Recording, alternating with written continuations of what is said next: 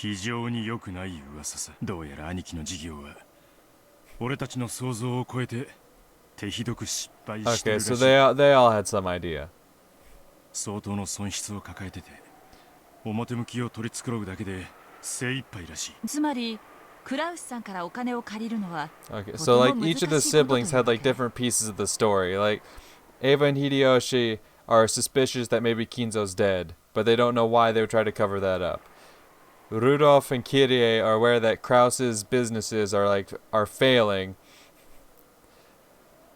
So they know that aspect of the story. I don't know what Rosa might know, but then once they all get together, they all start realizing something suspicious. They all start throwing out, well, I know that. Well, I have this theory. Well, I know this, and I've heard this rumor. Well, I know this, and they start to piece everything together. Then the conspiracy really starts unfolding. ああ、泣けてくれ。クラウスさんにとって経済的に困窮していることはある種の弱みにはならないの？弱み？そりゃ投資家は超えてるから投資家なんだぜ。実は金欠だなんてことになったら誰も見向きもしねえ。信用第一の世界なのね。Kyrie smiled thinly. Rudolph was taken aback by that smile. He'd figured that his plan, which involved raising money to get him out of his current mess by borrowing from the affluent Kraus, would all come to nothing now that they knew Kraus himself was in financial trouble. クラウスさんの信用はクラウスさんのこれからのお仕事に私たちのこれからには必要ないわ。兄貴をゆするってのか。私だったら嫌よ。血のつながった兄弟を貶めるなんて。Yeah. My one blood sibling, they were throwing the other under the bus. Who would do that? Oh, Kyrie, you card. Rudolph felt a shiver go up his spine at Kyrie's cold smile, as you should. At times, Kyrie was able to throw away all compassion and think in an extremely ruthless manner. Whenever he saw that, Rudolph knew he'd never like to have her as his enemy. 他に金策があるなら、お兄さんを脅迫なんてしたくないものだわ。あったら悩んだりしねえ。 Like, I've been suspicious of Kyrie in the past, still kinda am, but whether I'm right or wrong on my suspicions, one thing I know for sure, she's a devious little shit. And I love her. 選択の余地のない問題で悩むのは人生の無駄だと思わない？ Rudolph stopped talking, folded his arms, and lowered his gaze. He still felt some of the terror he'd experienced thanks to Krause's violence when they were young. And now, that same Krause was the one he needed to threaten. Rudolph would also be fighting against his childhood trauma. So to give her husband a little push, Kyrie smiled reassuringly. And perhaps coldly. つくづく信用で仕事をしたくないものだわ。信用ほど積み上げるのに苦労して失う時が一瞬なんて割の合わない投資はない。 And damn. そうだな。世の中100の信用より1枚の診察だ。クラウスさんが大きな損失を出していると言っても、私たちの急場をしのぐためのお金くらいは十分用意できるはず。もちろんクラウスさんのこれまでの信用を換金してお金を作ってもらうことになるけれど。こいつはやばい話。 Oh, you have no idea. 十分な備えが必要よ。私たちには時間も失敗も許されてない。そうだったわね。私の京都の友人たちにそういうのを洗うのが上手な人たちがいるわ。あまり世話になりたくない連中なんだけど、一度会ってもらってもいい？領収書は切れないけど、きっと投資に見合うだけのものを調べ上げてくれるわ。 Damn. Jesus, Kitty.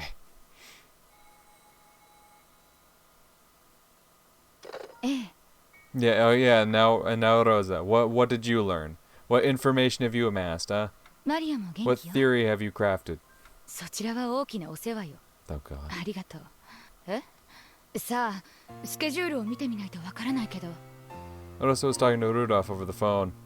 Rosa rarely received calls from her older siblings, so she braced herself for something serious. 実はな、次の親族会議についてちょいと兄貴抜きで意見を調整した。エヴァ姉さんとルドルフ兄さんと私の3人で。Okay, so Rosa didn't know anything, but Rudolph brought her in just to have like an extra body with them when they go to like actually confront Kraus. Cause hey, if I have one more person backing us up, then it becomes, you know, from a 4-to-1 on a 5-on-1. Like, might as well stack your odds as much as you can. 頭痛の増えそうな話ね。電話じゃ詳しくは話せない。だが、お前にとって聞く価値のある話のはずだ。それはいい話？もちろん、姉貴は乗り気だぜ。姉さんが？ローザには賛同してほしいだけだ。金を俺たち3人が全員結束してることがまず大事なんだ。わかるな。Rosa let out a sigh.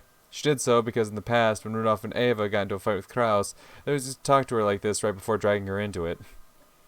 先に教えて。その話は私も。ああ、俺たち3人でうまくいけばそれ以上も引っ張れるかもしれない。お前の借金、それでチャラだろ。それはいつまでにせしめられるの？もちろん年度内だ。俺も助かる。姉貴も助かる。そしてローザも助かるってわけだ。三方丸く収まる。姉さんが話に乗るくらいには勝算があるのね。話を聞く気になったちょいと急だが、次の日曜日の19時に銀座の俺と姉貴の予定がそこでしか合わねえ。問題ないか？2億捻出できる話なら聞かないわけには。では次の日曜日の午後7時にマリアちゃんによろしくね。連れてきてもいいんだぜ。あの子の前でお金の話はやめて。 She set the receiver down with a clunk, a little violently. Apparently, either Ava or Rudolph had gotten hold of Kraus's weak points. They would probably threaten him with that at the next family conference and force him to pay up. Even before hearing the details, she knew full well that it would be nothing good. But even so, this might be her once-in-a-lifetime chance to pay back her large debts. Rosa took a notebook out of her handbag and started to mark the day she'd be meeting with Rudolph and Ava. Then she frowned and smacked herself hard in the forehead, because written there was DZL with Maria, something she had planned to do with her daughter. God damn it. Of course, of course.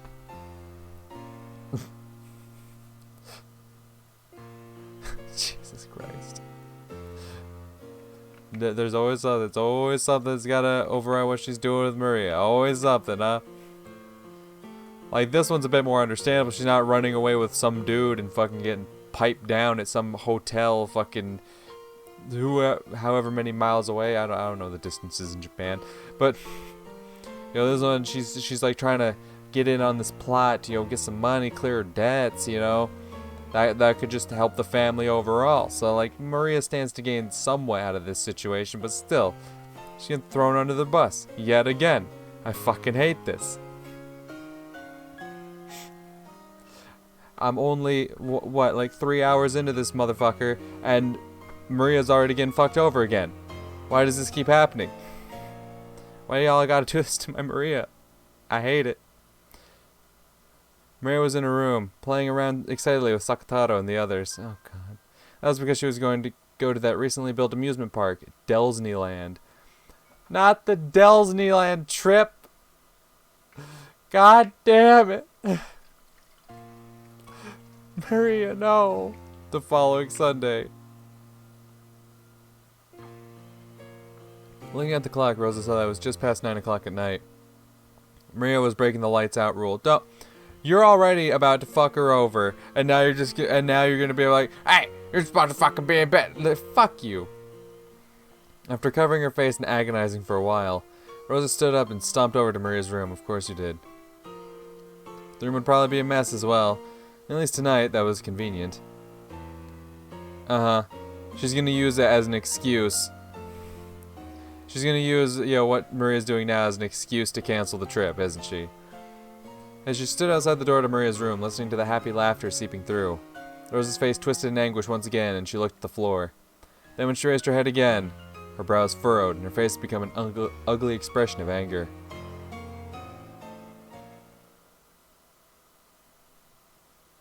Bitch.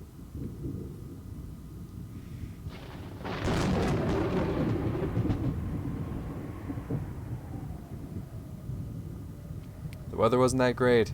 According to the weekend forecast, a certain tropical cyclone would likely grow into a large typhoon. If unhappy premonitions tend to be right. This year's family conference will probably take place in absolutely horrible weather. No, I wish a typhoon large enough to stop all boat travel would sail Rock and Jima away forever. If that happened, I'd be able to hide Kinzo's death as long as I wanted.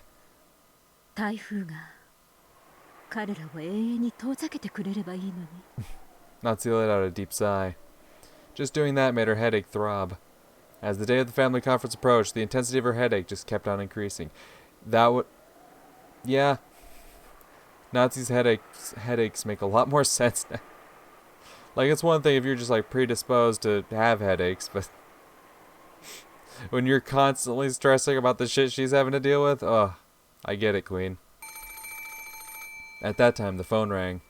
Natsuki turned the TV off and picked up the receiver. はい、お休みのところ、もし源氏でございます。何事ですか。奥様に外線からお電話でございます。ですが、名前をお名乗りになられません。Oh. 名乗らない。はい。先方は話せばわかるとは申しておりますが、いかがしますか。いたずらかもしれません。どんな相手です。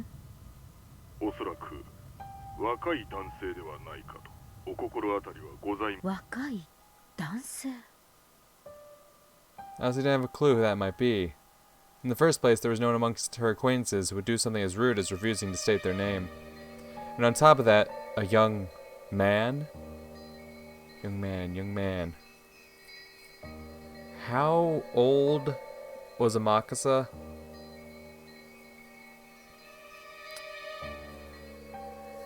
How old was it? Because, like, wasn't he was Angie's bodyguard after Ava, after the whole incident. Ava went back to, after Ava returned.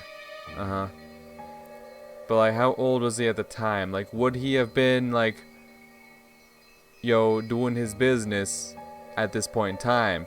Because Kirie said she was looking in to, acquaintances that she had. And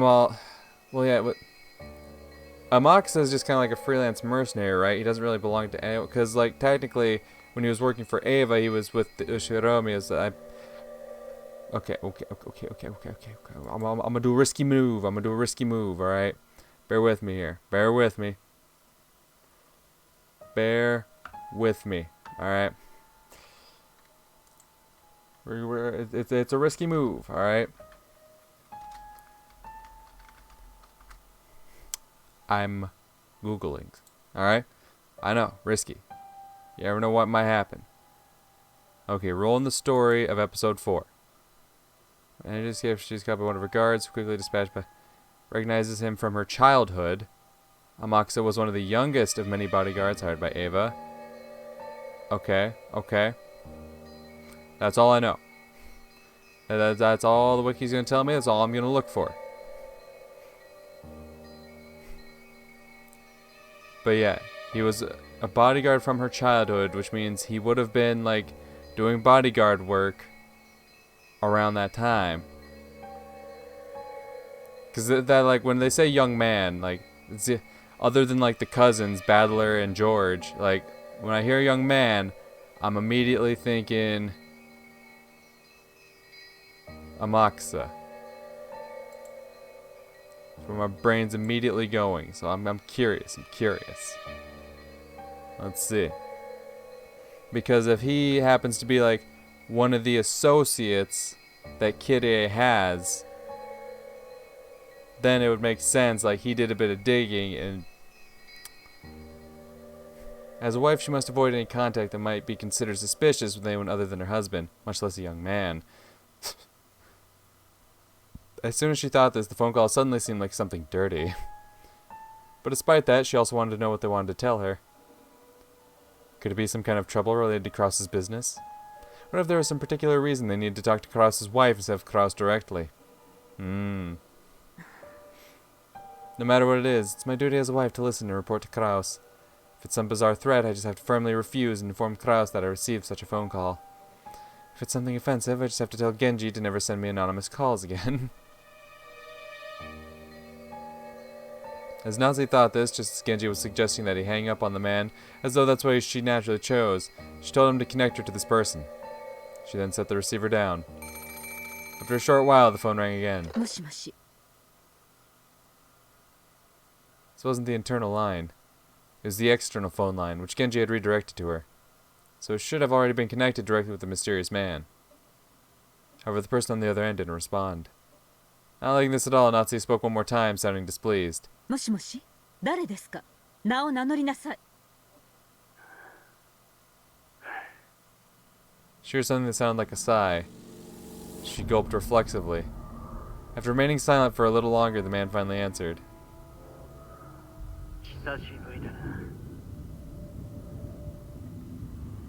That was the first time the man had spoken.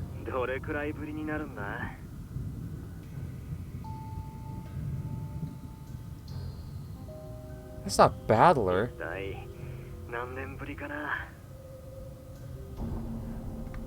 Like that's definitely Battler's voice actor. 何の話です。あなたは誰ですか。 The voice certainly did sound like a young man's, but it's hard to learn much about someone just by their voice over the phone. It sounded like a young man, but it might actually be a middle school age boy, or a man in his prime who still had a youngish voice. Now wait, it might be too soon to be sure this is even a male. However, one thing was certain. Natsuki could think of no one who would speak to her in an overly familiar manner like this. No.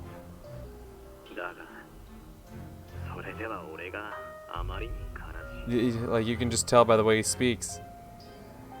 何を言っているのか分かりかねます。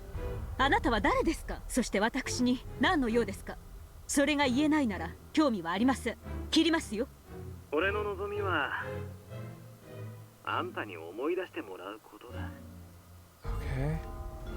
何を思い出せというのですか。あなたなど知りませんし、思い出すような心当たりもありません。そんなこと言うなよ。俺はあんたの子供じゃないか。I'm sorry, huh? Sorry, what? Sorry, hold up. Sorry, wait a minute. Sorry, hold the phone. Huh? You ain't gonna drop a bomb on me like that. You ain't gonna drop a bomb on me like that. 何ですって。あなたは。そんな悲しいことを言うなよ。母さん。 That unsettling word thrust itself mercilessly into the depths of Natsuki's heart and started churning it about. In her entire life, Natsuki had never been told something so unsettling. In her bewilderment, Natsuki felt her heart beat so loudly that it felt like it would explode. あなたに何のつもりか知りませんが、もう切ります。俺は復讐するためにあんたの19年前の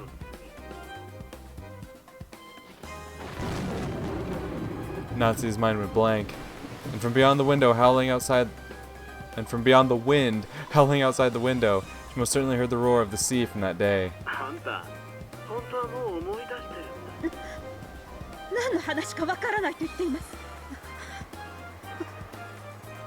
もう二度とかけないでください。19年前にあんたがした仕打ちを、だからあんたを呪うためにあえてそれでも。いや、もうすぐ親族会議じゃないか。俺もガス会議の日に帰るよ。19年ぶりにあんたに復讐するために。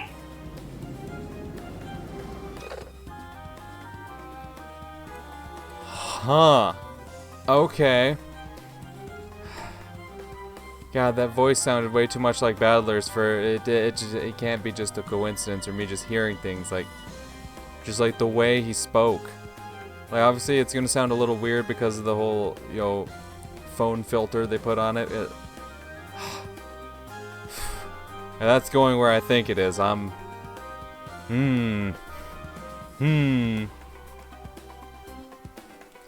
Breathing so hard her shoulders heaved, Natsuki slammed the receiver down and hung up. Then she hit the phone violently, knocking the receiver off, so that no more calls would come through it. I can hear the roar of the sea. The voice I hear from beyond the howling wind is certainly... Even if I cover my ears, the headache won't... Completely pale, Natsuki kept shivering as though cold. Bro. Bro. ラムダいる？ええ、いるわよ。ベルンが望めばどこにでも。 Shut up. じゃあ台所の床下収納に入っててぬかみその壺の中でもいいわ。ああ、私お味噌につけてかじ。でもそれなら蜂蜜につけてほしいものだわ。お返しにベルンは砂糖水で煮込んであげ。せめて砂糖醤油とみりんにして。それで何？副賞要求でも気取っちゃう？そうよ。この夏日の電話のやり取りは事実？ Oh shit. You fucking with me? Lambda Delta grinned unpleasantly as though sizing Berncastle up. She's probably trying to tease Bern for making that demand. 副賞拒否。さーて、拒否か応じるかどう？それを決めるのはゲームマスターの私の自由だし、その判断を青字宣言でない限りあんたに答える義。そういうこと今はせいぜい夏日の19年前に一体どんな秘密がとワクワクテカテカしてなさい。Of course, this fishy telephone call happened before October 4th, 1986. This is still before the start of the game, so there's basically no need to question whether it's true or false. I think there's a need. Fuck you, game, for like, oh, but don't worry, this happened before the event, so you don't need to know about that. And yes, I do. ゲームマスターのあんたがわざわざ見せた以上騙しかもしれないけれど一応あんたのこの察しては記憶に What's with this whole meta commentary? I don't like this. I don't like this. I was like, oh, well, clearly you're setting something up, so I should probably keep this in my head, shouldn't I? It's like, are you being sarcastic? Like, is the game trying to tell me I should, or is the game making fun of me for taking anything that happens and keeping it in mind? Like, I don't like this game fucking with me like this. Making me all fucking weird and confused.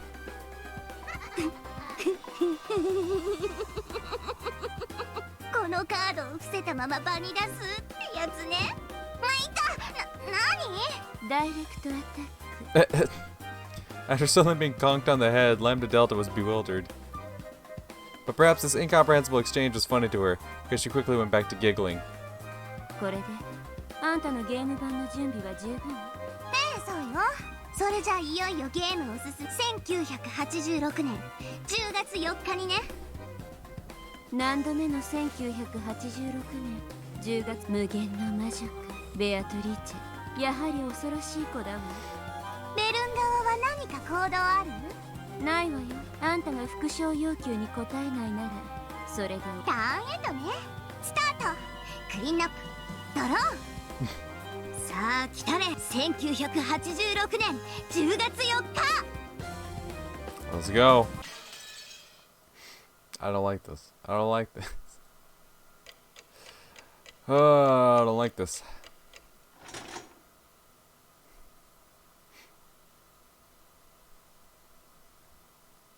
This game's fucking with me, and I hate it.